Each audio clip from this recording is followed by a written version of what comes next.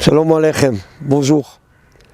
Je m'appelle Elchanan Israël et on m'a demandé de raconter mon histoire et mon approche sur Rabbi Nachman. Alors tout a commencé à Toulouse. Je suis né à Toulouse en France. Mon père vient d'une famille d'Algérie. Mon arrière-grand-père était rave et ma mère n'est pas juive. Et je suis né donc à Toulouse, j'ai grandi à Toulouse. Et j'ai eu une vie tranquille, normale, jusqu'à 18 ans. À 18 ans, je suis parti, je me suis engagé dans la Légion étrangère pendant 5 ans. J'ai été en Afrique, j'étais en Guyane, j'ai été au Liban, j'étais à Beyrouth. J'ai été légionnaire pendant 5 ans. Et ensuite, je suis parti faire l'armée en Israël. Mon père voulait que je voulais m'engager dans la Légion et mon père m'a demandé d'aller faire l'armée en Israël. Alors je suis venu, j'ai fait 3 ans d'armée ici, dans une unité qui s'appelle les Golani. Et c'est une unité de combat. Alors j'ai été dans les territoires, j'ai été à Gaza, à Jenin, à Rafia, j'ai été à Beyrouth, pas à Beyrouth, au Liban. La vie normale d'un soldat combattant en Israël. Puis je suis reparti, après 5 ans en Israël, après l'armée, je suis rentré en France. Et là je me suis cherché aussi là-bas. Je suis rentré dans les Hells Angels. J'ai été avec les Hells Angels pendant 10 ans, en moto. J'ai joué au rugby aussi. J'ai cherché ma place dans tous les endroits où quelqu'un pouvait m'accepter. Parce qu'en fait, être le fils d'un père juif et d'une mère non juive, c'est assez difficile. Parce qu'on est d'un côté on n'est pas juif et de l'autre côté on a un nom qui fait penser qu'on est juif. Donc j'ai cherché ma place. Et jusqu'à que un jour à Toulouse, à Otsara Torah, il y a un juif qui est venu. Son fils étudie au collège là-bas. Ce juif s'appelle Shimon Tayeb. Et en fait on a parlé de Rabbi Nachman tout le Shabbat. Il ne savait pas que je n'étais pas juif. Et on a parlé de Rabbi Nachman tout le Shabbat. Bon, ça ne m'a pas plus intéressé que ça. C'était assez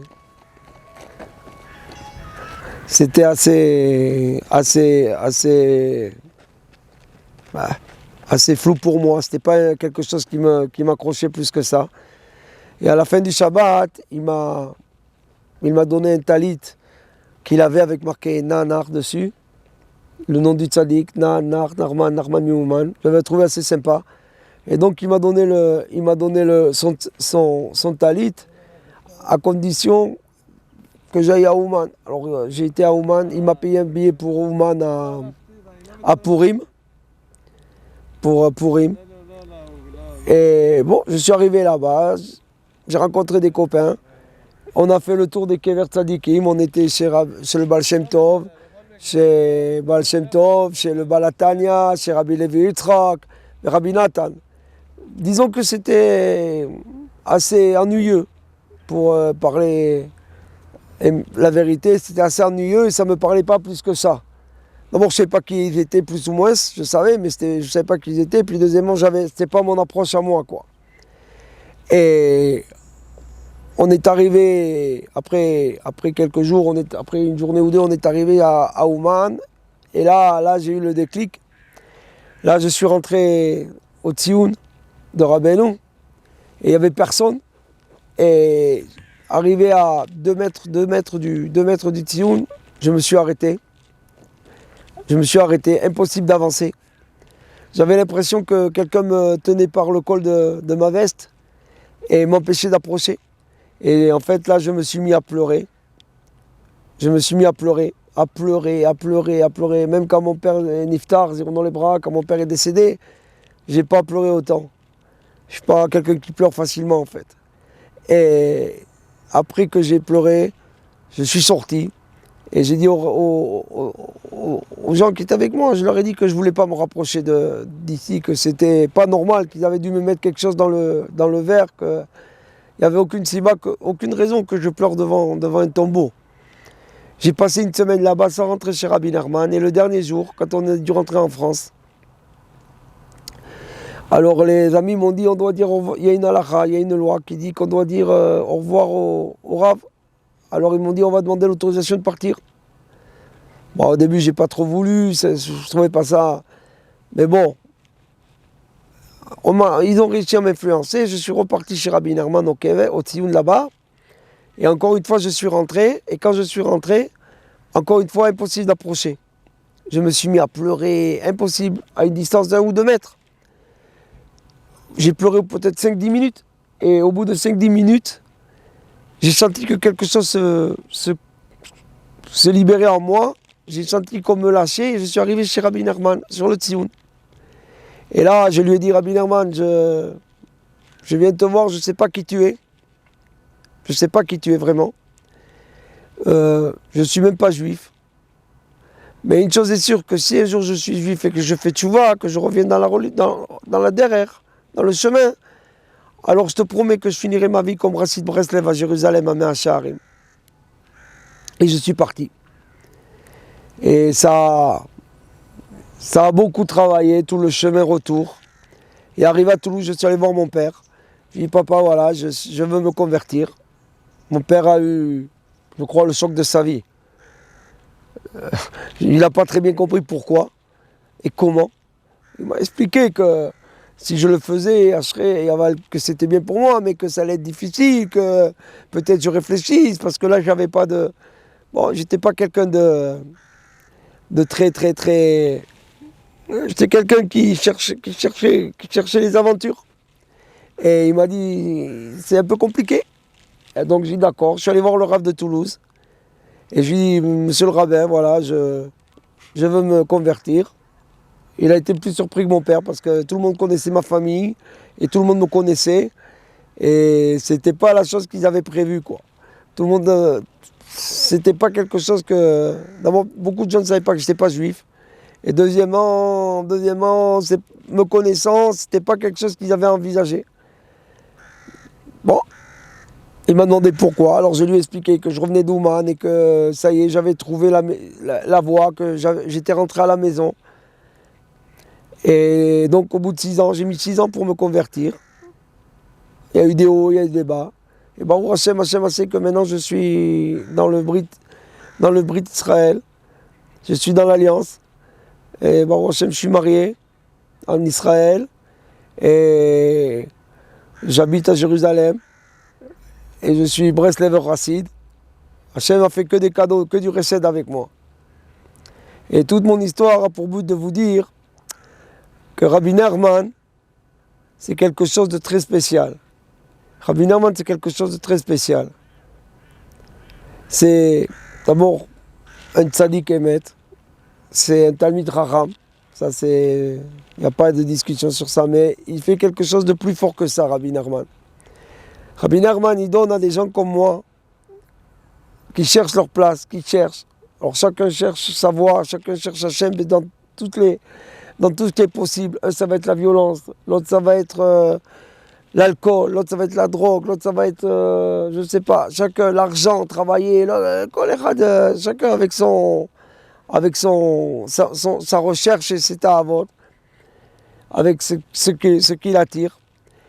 Mais Rabbi Nachman, et c'est ce que j'ai ressenti quand je suis rentré chez lui, c'est qu'il m'a donné une place dans ce monde. Il m'a dit, mon fils, tu es arrivé à la maison. Ça y est, tu es à la maison. Tu es revenu chez ton père. Mon père, c'est Hachem Yitbarach. Je suis un fils de roi. Il m'a dit, ça y est, t'as cherché, t'as trouvé.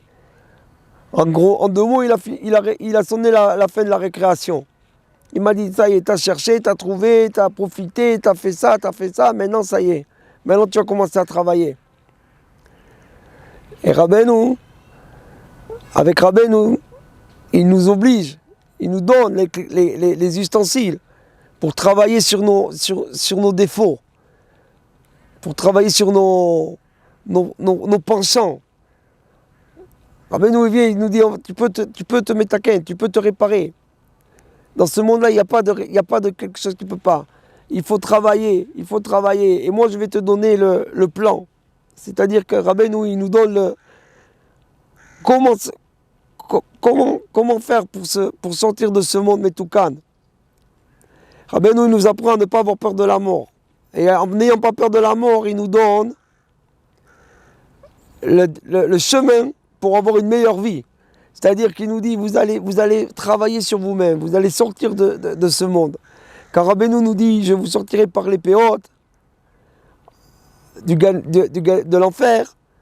Alors, ce n'est pas forcément de l'enfer après la mort qu'il nous parle. C'est de cet enfer-là, de ce monde-là. De la recherche de l'argent, de la recherche des mauvais penchants, des femmes, de l'honneur. Ça, Rabbeinu, il nous apprend comment sortir de ça. Mais il nous apprend comment sortir de ça.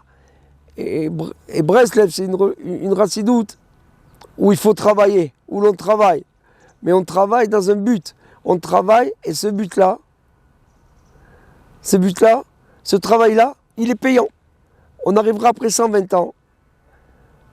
Des juifs cachers, des juifs avec lesquels on pourra se présenter plus ou moins avec Hachem, devant Hachem et devant le Rabbi. On pourra se présenter. On aura travaillé combien on aura fait, combien on aura pu. Mais on va sortir de ce monde beaucoup plus réparé que ce qu'on aurait pu vivre avant. Voilà mes frères, ça c'est Rabbi Nerman. Et je prie pour que le Ham Israël un jour il comprenne et il trouve la voie qui pourra l'amener au tzaddik, à mon maître, Rabbi Nerman mi Breslev. Shkoyach.